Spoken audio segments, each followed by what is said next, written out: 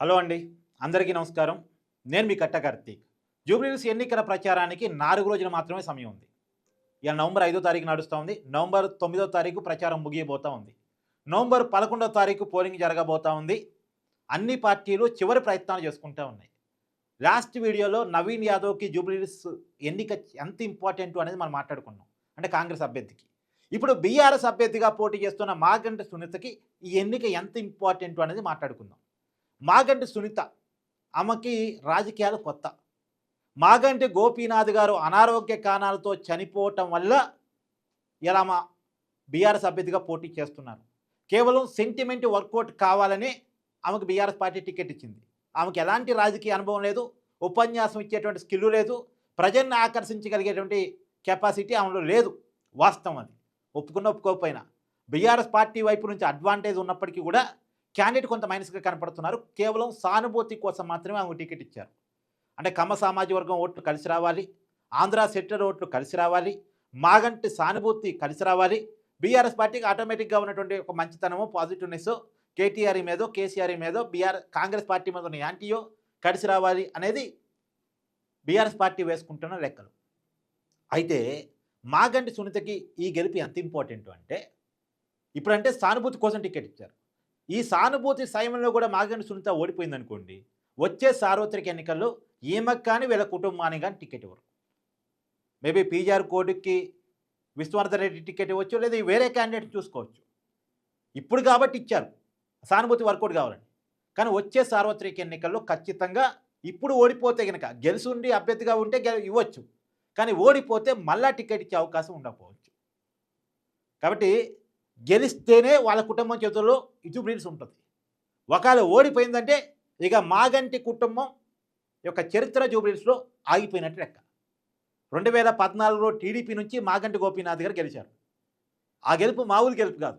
తెలంగాణ వచ్చిన తర్వాత జరిగిన ఎన్నికల్లో టీడీపీ పార్టీ నుంచి గెలవడం అంటే చిన్న విషయం కాదు. అక్కడ తర్వాత టీఆర్ఎస్ పార్టీలోకి జాయిన్ అయ్యి మారిన రాజకీయ పరిణామాల కారణంగా 2018 ఎన్నికల్లో టీఆర్ఎస్ పార్టీ అభ్యర్థిగా పోటీ చేసి మళ్ళా గెలిచారు. తర్వాత అంటే ఆ టైంలో కాంగ్రెస్ టీడీపీ పొత్తు పెట్టుకున్నాయి. అయినప్పటికీ కూడా కాంగ్రెస్ టీడీపీ పొత్తు పెట్టుకున్న హైదరాబాద్లో చంద్రబాబు నాయుడు గారి ఇమేజ్ జూబ్లీహిల్స్ ప్రాంతంలో ఉన్నప్పటికీ వాటన్నిటిని దాటుకొని టీఆర్ఎస్ అభ్యర్థిగా మాగంటి గోపీనాథ్ గారు గెలిచారు. ఒప్పుకొని తీరారు. ఇక్కడ మనం 2024లో టీఆర్ఎస్ పార్టీ బీఆర్ఎస్ పార్టీగా మారింది. బీఆర్ఎస్ పార్టీ అభ్యర్థిగా మరొకసారి 2023 సార్వత్రిక ఎన్నికల్లో మరొకసారి గెలిచారు. హ్యాట్రిక్గా గెలిచారు మాగంటి గోపీనాథ్ గారు. ఆయనకంటూ ఒక ఇమేజ్ ఉంది, ఆయనకంటూ ఒక క్యాడర్ ఉంది. అందులోనే బీఆర్ఎస్ పార్టీకి హైదరాబాద్ సిటీలో గుడ్ విల్ ఉంది. మీరు గమనించండి, మొన్న అసెంబ్లీ సార్వత్రిక ఎన్నికల్లో కూడా రాష్ట్ర వ్యాప్తంగా బీఆర్ఎస్ పార్టీ ఓడిపోయింది, అధికారాన్ని కోల్పోయింది. కానీ హైదరాబాద్ సిటీలో మాత్రం ఎంఐఎం ప్రభావిత స్థానాలు తప్ప, ఒక గోషా మహల్ రాజాసింగ్ బీజేపీ అభ్యర్థి తప్ప మిగతా స్థానాలన్నీ కూడా బీఆర్ఎస్ఏ గెలిచింది. దానికి కారణం హైదరాబాద్ సిటీని బీఆర్ఎస్ డెవలప్ చేసింది అనేటువంటి ఒక ఏమంటారు ఒక నానుడిని బీఆర్ఎస్ హైదరాబాదీలో కల్పించుకోగలిగింది. హైదరాబాద్లో ఉన్న మైనార్టీల్లో కూడా బీఆర్ఎస్ అంటే కేసీఆర్ అంటే ప్రేమ ఎక్కువ. వాస్తవం అది. ముస్లిం మైనార్టీలో కూడా ఎంఐఎం తర్వాత కొద్దిగా అభిమానించేది కేసీఆర్ని. అలా దాన్ని ఆయన ఏర్పాటు చేసుకున్నారు. ఇప్పుడు ఈ పాజిటివ్నెస్ మధ్య, సానుభూతి మధ్య మాగంటి సునీత గెలవకపోతే వరుసగా వస్తున్న గెలుపుని కనుక క్యారీ ఆన్ చేయలేకపోతే ఖచ్చితంగా వచ్చేసరికి ఆమెకి టికెట్ ఉండదు. అందులో నెగిటివ్నెస్ కూడా ఉంది. అధికారం లేదు చేతుల్లో. మొన్న అసెంబ్లీ ఎన్నికల్లో బీఆర్ఎస్ పార్టీ అధికారాన్ని కోల్పోయింది. పార్లమెంట్ ఎన్నికల్లో గుండు సున్నా. హైదరాబాద్ సిటీ పరిధిలో బీఆర్ఎస్ పార్టీ మొత్తం తెలంగాణ పరిధిలోనే ఎక్కడ గెలవలేదు. తర్వాత ఎమ్మెల్సీ ఎన్నికల్లో పోటీ చేయలేకపోయారు. వచ్చిన ఒకే ఒక్క ఉప ఎన్నిక, అది కూడా బీఆర్ఎస్ సిట్టింగ్ ఎమ్మెల్యేగా ఉన్నటువంటి సికింద్రాబాద్ కంటోన్మెంట్ అభ్యర్థి ఆమె చనిపోతే అక్కడ ఉప ఎన్నిక వస్తే అక్కడ సిట్టింగ్ స్థానాన్ని బీఆర్ఎస్ పార్టీ కోల్పోయింది. సో చాలా డిసడ్వాంటేజ్లు బీఆర్ఎస్ పార్టీ వైపు నుంచి ఉన్నాయి. అంటే అధికార పార్టీకి ఉప ఎన్నికలు ఎప్పుడూ అడ్వాంటేజ్గా ఉంటాయి. ఆ రాష్ట్రంలో అధికారాన్ని కోల్పోయిన తర్వాత పార్లమెంట్ ఎన్నికల్లో 0 పరిమితమైన తర్వాత ఉప ఎన్నికల్లో బీఆర్ఎస్ పార్టీ గెలవగలిద్దని సహజంగా అనుకోలేం. ఇలా ప్రభుత్వం మీద తీవ్రమైన వ్యతిరేకత ఉంటే తప్ప. సో తను ప్రతిపక్ష పార్టీ నుంచి పోటీ చేస్తున్నారు కాబట్టి కేవలం సానుభూతిని నమ్ముకుని మాత్రమే బీఆర్ఎస్ పార్టీకి ఉన్న సాఫ్ట్వేర్ నమ్ముకుని మాత్రమే, కాంగ్రెస్ పార్టీ మీద ఉన్న వ్యతిరేకత నమ్ముకుని మాత్రమే ఆమె గెలుపు ఆధారపడి ఉంటుంది. అందులో నవీన్ యాదవ్ మీద అక్కడ సింపతి వర్కౌట్ అవుతుంది.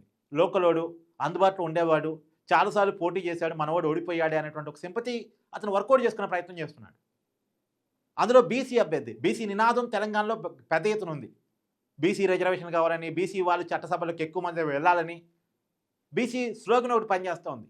ఈ టైంలో వీటన్నిటిని ఎదుర్కొని మాగంటి సునీత గెలవాలి. రియాలిటీలో చూసినప్పుడు మాగంటి సునీతకి కొంత ఎడ్జ్ ఉంది. క్యాండిడేట్ మైనస్ అయినప్పటికీ కూడా పార్టీకి ఉన్న అడ్వాంటేజ్ల ద్వారా బీఆర్ఎస్ పార్టీకి, కేటీఆర్కి, కేసీఆర్కి హైదరాబాద్లో ఉన్న ఇమేజ్ ద్వారా ఆ పార్టీ ఇంకా 10% గ్రోత్ రేట్లోనే ఉంది. కాంగ్రెస్ అభ్యర్థి నవీన్ యాదవ్ కంటే కూడా ఒక 10% మాగంటి సునీత ముందంజలో ఉన్నారు. BRS party working president KTR తీవ్రంగా ప్రయత్నం చేస్తున్నారు గెలుపు కోసం. కేటీఆర్ రోడ్ షోలో కూడా విపరీతంగా జనం వస్తున్నారు. ఇప్పుడు ఈ అడ్వాంటేజ్ని ఈ వారం రోజులు క్యారీ ఆన్ చేసి జాగ్రత్తగా పోల్ మేనేజ్మెంట్ చేసుకొని, పోల్ మేనేజ్మెంట్ అంటే మాగంటి సునీత గారు చేయగలరని నేను అనుకోను, పార్టీయే చేస్తుంది. కేటీఆర్ దగ్గరుండే పోల్ మేనేజ్మెంట్ చేపిస్తారు. ఎన్నికల్లో ఖర్చుకు ఏమాత్రం బీఆర్ఎస్ పార్టీ వెనకాడటం లేదు.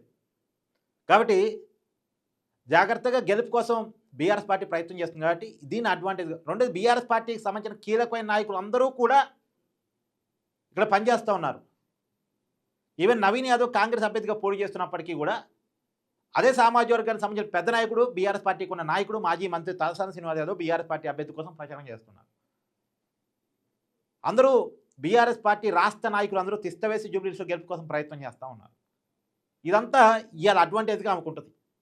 ఈ అడ్వాంటేజ్లో ఆమె గెలవాలి, ఈ సానుభూతిలో ఆమె గెలవాలి. కాంగ్రెస్ పార్టీ వ్యతిరేకత పెద్ద ఎత్తున ఉంది కాబట్టి దీన్ని అడ్వాంటేజ్గా తీసుకుని ఆమె గెలవాలి. వాళ్ళ సిట్టింగ్ స్థానాన్ని ఆమె కాపాడుకోగలగాలి. అలా అయితేనే ఆమెకి రాజకీయ భవిష్యత్తు ఉంటుంది, వాళ్ళ కుటుంబానికి రాజకీయ భవిష్యత్తు ఉంటుంది. లేకపోతే వాళ్ళ కుటుంబం ఇంకా రాజకీయంగా ఆగిపోయినట్టే లెక్క, ఆమె రాజకీయంగా ఆగిపోయినట్టే లెక్క. ఇక చరిత్రలో చరిత్రలో రాజకీయంలో అంటే వాళ్ళ కుటుంబానికి వచ్చిన డోకే ఉండదు, రాజకీయంగా అయిపోతారంటాను నేను, అంతే.